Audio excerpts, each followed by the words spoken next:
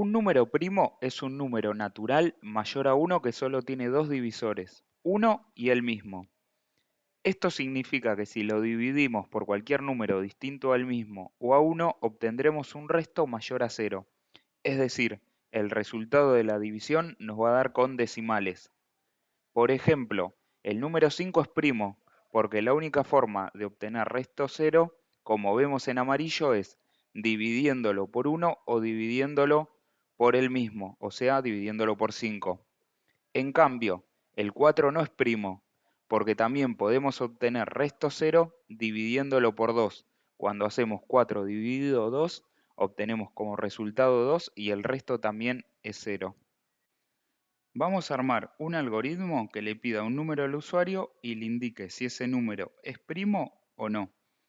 Para esto vamos a declarar un objeto de la clase scanner que lo vamos a llamar entrada y lo vamos a instanciar con new scanner system.in.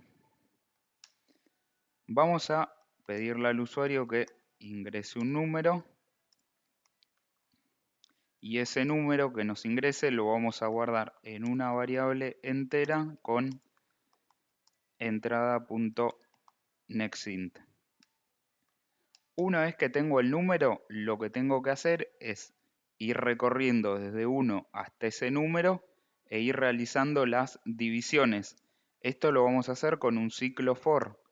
Voy a ir recorriendo desde el índice 1 mientras el índice sea menor o igual al número que el usuario haya ingresado. Y adentro del for tengo que ir contando la cantidad de divisiones en las cuales obtengo resto igual 0. Entonces voy a necesitar otra variable que la voy a llamar cantidad y la voy a iniciar con el valor 0. Adentro dijimos que vamos a tener que ir realizando las divisiones y preguntando si el resto es igual a 0. En Java tenemos una operación que le indicamos con el símbolo de porcentaje que nos devuelve el resto. Entonces, lo que voy a hacer es quedarme con el resto de dividir número con el índice y ver si ese resto es igual a 0. En caso de que esto sea verdadero, a cantidad lo voy a aumentar en 1. Una vez que salgo del for, con esta llave estoy cerrando el for, ya no estoy ciclando. Voy a preguntar si la cantidad es mayor a 2. Si la cantidad es mayor a 2, significa que el número fue divisible por 1, fue divisible por el mismo y además fue divisible por algún número más. Entonces, en caso de que esto sea verdadero, voy a indicarle al usuario que el número no es primo. Ahora, si esto es falso, significa que el número solamente fue divisible por 1 y fue divisible por el mismo.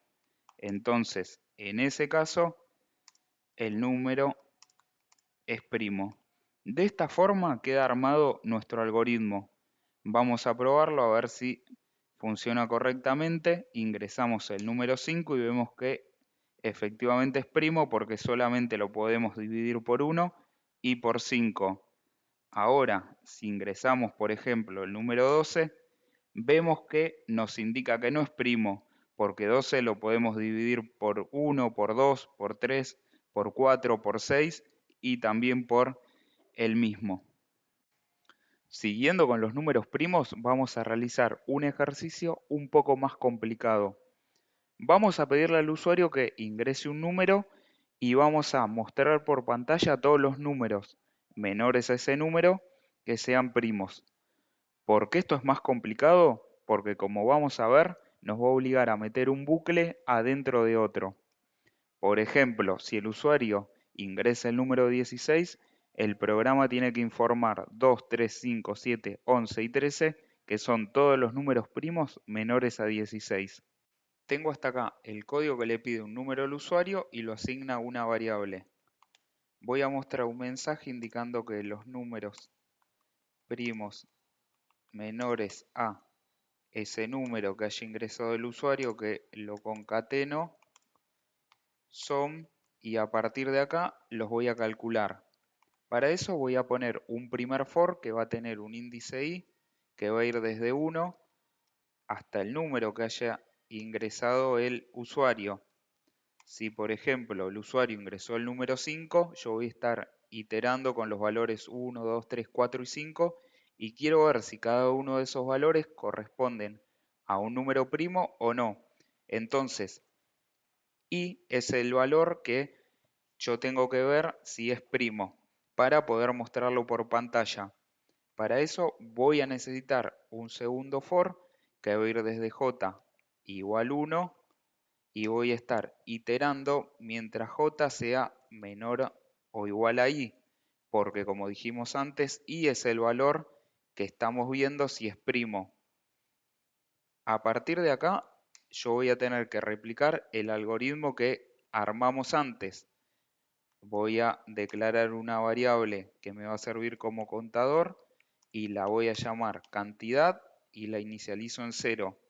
Y acá dentro del segundo for voy a preguntar si el resto de dividir i, que es el número que estoy evaluando, con j es igual a 0. En caso de que esto sea verdadero, tengo que aumentar el valor de cantidad en 1.